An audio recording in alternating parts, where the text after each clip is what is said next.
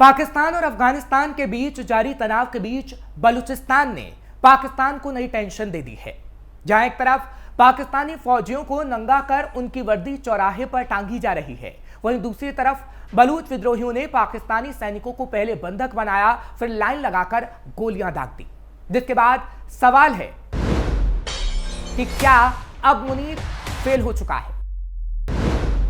अपने सैनिकों को कैसे बचाएगा पाकिस्तान? क्या कई टुकड़ों में बटेगा जिन्ना का देश? बलूचों की मांग क्यों है जायज?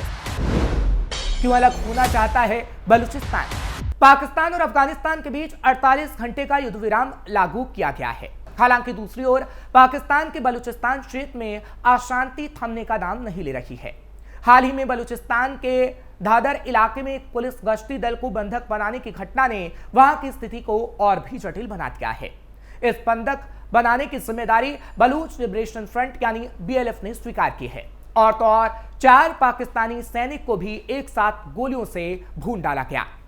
वहीं बलूच रिपब्लिकन गार्ड्स बीआरजी ने सुई और काशमोरा के बीच स्थित एक महत्वपूर्ण गैस पाइपलाइन को नुकसान पहुंचाने वाले धमाके की जिम्मेदारी ली है, जिससे क्षेत्र में तनाव और बढ़ गया है और पाकिस्तान के लिए टेंशन और बढ़ गई। बलूचिस्तान पोस्ट की रिपोर्ट के मुताबिक बीएलएफ के प्रवक्ता मेजर ग्वाराम बलूच ने बयान जारी कर बताया कि बीएलएफ के लड़ाकों ने दादर के अल्लाह यार शाह इलाके में लगभग शाम के 5 बजे पुलिस गश्ती दल को घेर लिया और पुलिस अधिकारियों को बंधक बना लिया, उनके हथियार छीन लिए और कथित तौर पर गश्ती दल के वाहन को आग के हवाले तक कर दिया और पाकिस्तानी सैनिकों को भी गोलियों से भून दिया, जिनकी संख्या 4 बताई जाती है।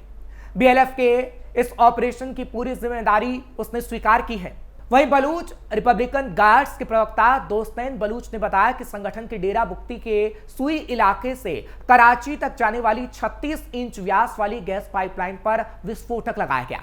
इस धमाके से पाइपलाइन को भारी नुकसान पहुंचा है, जिससे क्षेत्र में ऊर्जा आपूर्ति बाधित हो सकती है। बीआरजी ने अपने बयान में स्पष्ट किया है कि यह हमला उनके सतत अभियान का हिस्सा है, जो जब तक जारी रहेगा जब तक उनकी राजनीतिक मांगे पूरी नहीं हो जाती।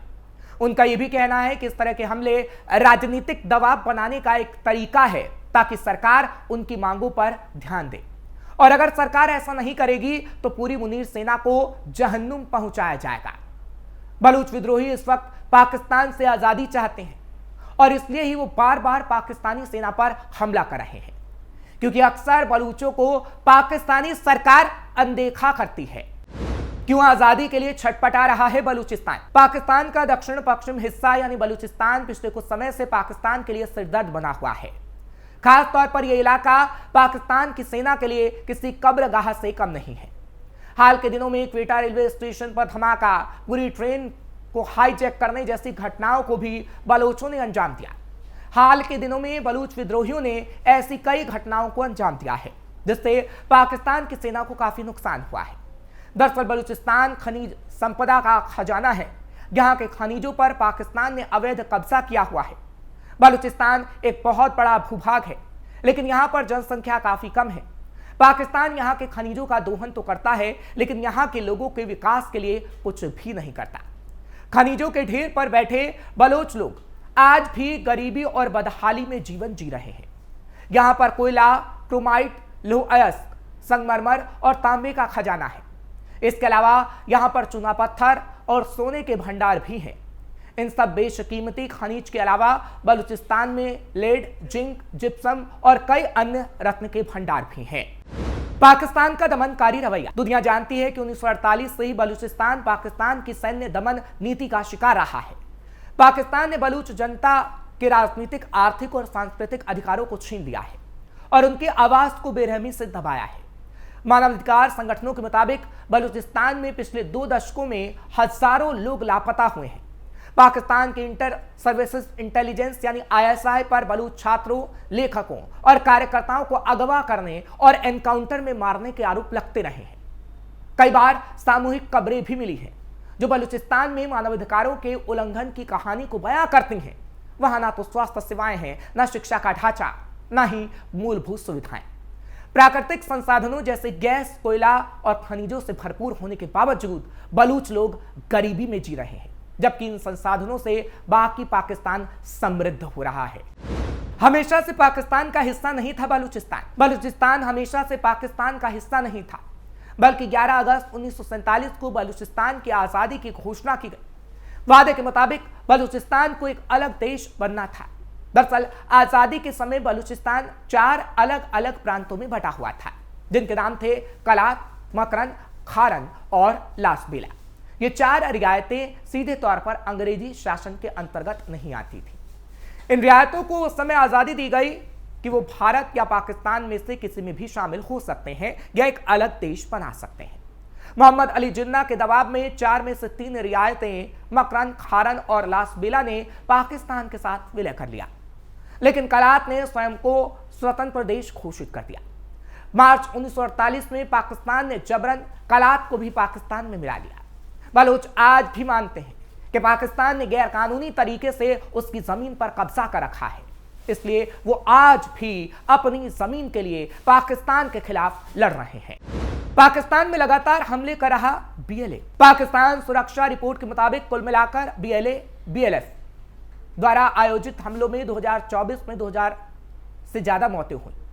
रिपोर्ट में कहा गया कि कई गैर कानूनी बलूच विद्रोही समूहों, मुख्य रूप से बीएलए और बलूचिस्तान लिबरेशन फ्रंट यानी बीएलएफ द्वारा किए गए हमलों में 119% की वृद्धि देखी गई है, जो बलूचिस्तान में 2000 से ज्यादा घटनाओं के लिए जिम्मेदार है। 2024 में बीएलए ने दर्जनों हमलों को अंजाम दिया और 2025 में भी ऐसे ही हमले लगातार जारी हैं।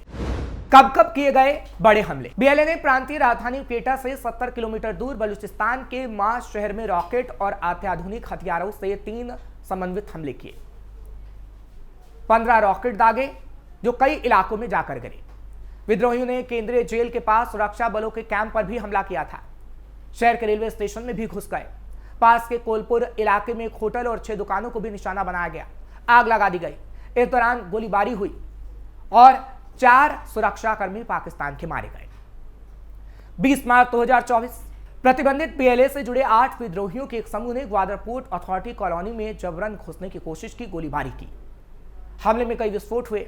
इंटर सर्विसेज पब्लिक रिलेशंस के बयान के मुताबिक सेना के साथ गोलीबारी में 4 पाकिस्तानी सैनिक मारे गए। जिन कॉलोनी में हमला हुआ उनमें कई सरकारी और पाकिस्तानी अर्धसैनिक कार्यालय हैं। ये फैसिलिटी अरबों डॉलर के चीन पाकिस्तान आर्थिक गलियारे का भी केंद्र बिंदु था।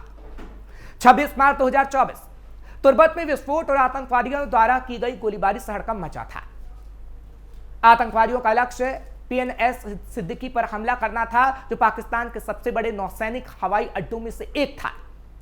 हालांकि पाकिस्तानी नौसेना ने दावा किया कि बीएलए के हमलों को नाकाम कर दिया गया, लेकिन बीएलए ने दावा किया कि हमने कई नौसैनिक अधिकारियों को मार गिराया है और विद्रोह में 10 से ज्यादा पाकिस्तानी सैनिक मारे गए हैं। 13 अप्रैल 2024 3 पाक सैनिकों की मौत। 10 मई 2024 4 पाक सैनिकों की मौत।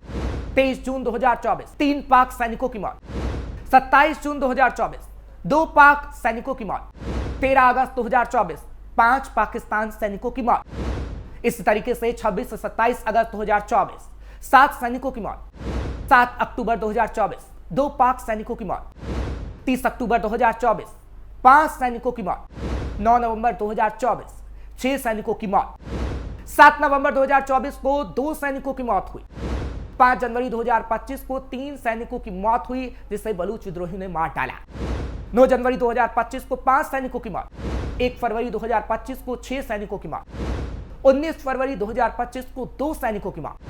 3 मार्च 2025 को 3 सैनिकों की मौत। और मार्च के बाद अक्टूबर तक सैनिकों का कत्लेआम इस वक्त बलूच विद्रोही कर रहे हैं।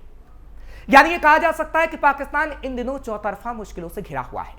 एक तरफ भारत सीमा पर आतंकवाद पर कड़ा प्रहार कर रहा है, वहीं दूसरी तरफ तालिबान उस पर प्रहार कर रहा है। तीसरी तरफ पाकिस्तान के भीतर बलूचिस्तान में विद्रोही गुटों का हमला लगातार जारी है, जिससे पाकिस्तानी सेना की हालात खस्ता हो रही है।